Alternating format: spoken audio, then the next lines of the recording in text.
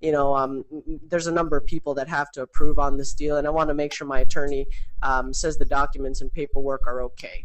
I'm not a big I'm not a big reader, so I can barely get through one page of documentation, right? How do you respond to something like that? You mean they want to show it to their attorney?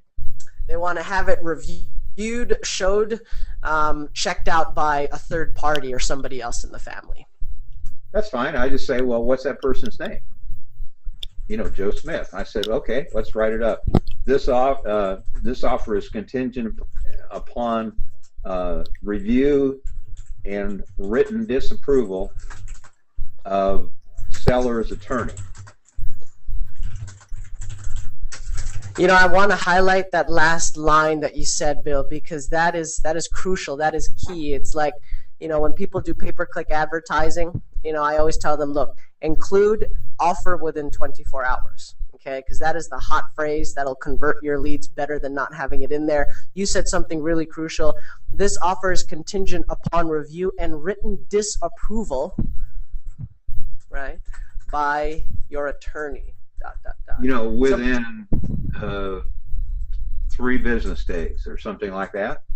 Within 3 business, again, you're taking it a whole nother step further, which is fantastic. Not only do they have to provide written disapproval, but you're putting it within a 3-day window. That way, you can move this one forward. Because if they don't respond in 3 days and disapprove it, then is it okay to proceed, or how do you handle that? Why do you even have that line, and what's the thought process behind it? Well, and if the seller and you sign the offer and they don't disapprove within 3 business days, what happens? The offer is approved automatically.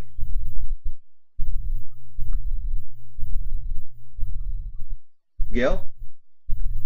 Oh yeah, no, I had myself on mute. I was just saying bingo. Yeah, because so if you can get this, you'll agree to that as long as they approve the offer and you approve the offer, and then you put it in there that this offer is contingent upon review and approval of Bob Smith, attorney, within 3 business days of seller and purchaser's acceptance of this offer. And if they don't written disapprove the offer within that time period, then the offer is automatically approved.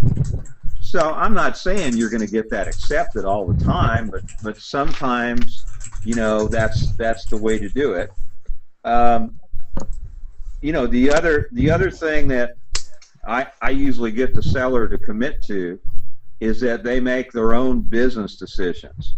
I say, well, what's the purpose of having, Bob Smith review this particular offer? Or the purpose of him reviewing the offer is to make sure it's legal. Is that correct? Yes. So that as far as the price and the terms of the offer, then you're going to make your own business decisions. Isn't that true? You're a astute adult man and woman, if there's a lady involved, then you folks are capable of making your own business decisions. So you're not going to have your attorney make your own business decisions. You're going to do that on your own. Is that true? Yes. So the only thing we need to know from your attorney is to whether or not the offer is legal. Is that true? Yes. Great. Yes.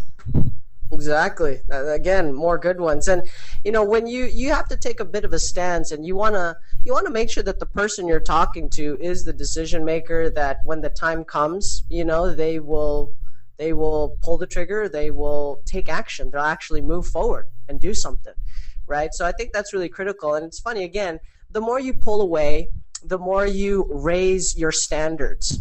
Okay, when it comes to these leads, they tend to rise to the occasion. They will run after you. All of a sudden, they're like, "Oh yeah, I'm the guy that's going to decide on this. I just want to make sure it's legal." They start to reposition themselves as the big boy, as the big girl in the table, and I like that, because it tells me, okay, this person, will take control, or is likely to take control when the time comes for us to actually do the deal. And I want to make sure they're the ones that's deciding on this.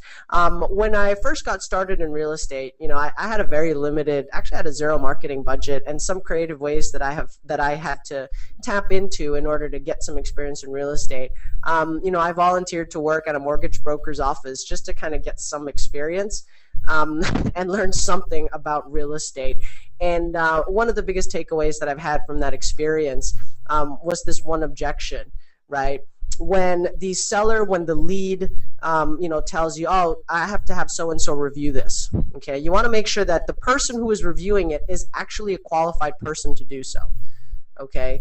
If it's a licensed real estate attorney that has advised the family for decades or on any real estate transactions in the past, then yes, qualified person.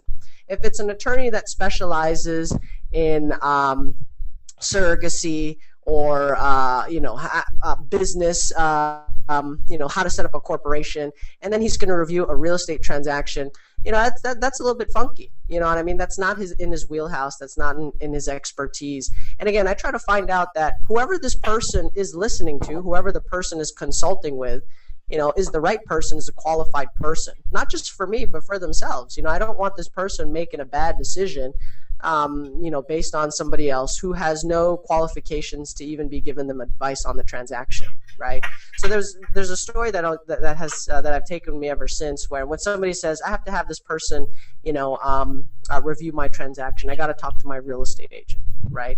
And it's funny because he was, his main form of business was doing refinancing and getting people out of sucky loans and putting them in loans that better fit their situation, right? So he would always ask the prospect or the lead, okay, so you're going to talk to Bob, about doing this refinance on this particular property. Be like, yeah, because Bob's a real estate agent.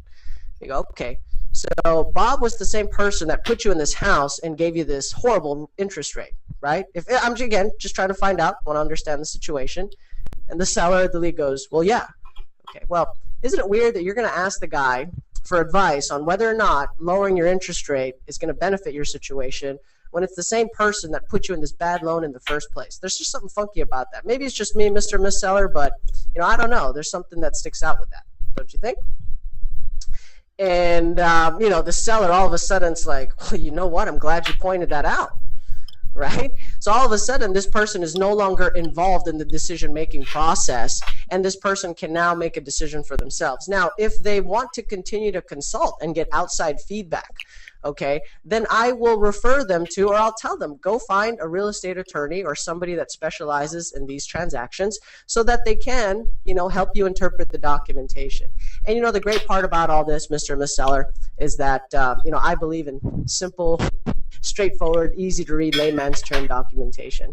My purchase contract is 2 pages. It outlines the price, the terms of our transaction, and that we're taking the property as is. Now, there's more information in there, but this is a document that you can read through, and I want homeowners to feel and be able to go through the documentation for themselves and get an understanding from it, right? Now, do as much due diligence as you need, but I'm confident that once you take a look at the documentation, right, it's something that you can move forward with and make an educated decision, right? And that moves the seller forward, and again, continues. We're able to continue in the pre-screening process, or I can transition and